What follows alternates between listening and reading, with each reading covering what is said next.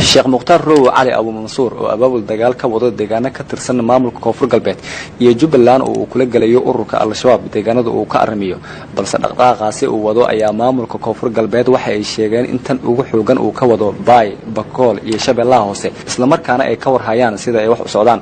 Afhayeenka maamulka Koonfur Galbeed Nuuruddin Yuusuf Abu Bakar oo wareysiiyay idaacadan Kulmiye ayaa waxa uu sheegay inuu ka wado Sheekh Mukhtaar Rowe Abu Mansuur qorshe dagaal Baay, Bakool, Shabeellaha Hoose oo uu rabo inuu kaga saaro meelaha ay kaga sug yihiin ururka Al-Shabaab isla markaana waxa uu sheegay in maamulka uu ka warhayo dhaqdhaqaaqaasi ay u diyaar garoobeen inay ka gacan siiyaan dagaalkaasi.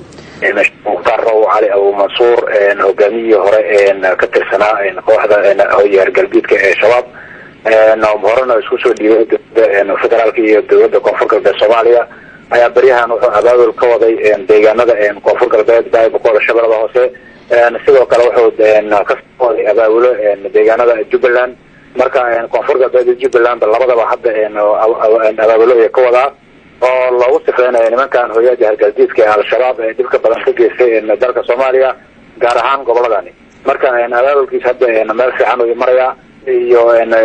federaalka dowladda Koonfur Galbeed waa hadalkii weli uu socdaa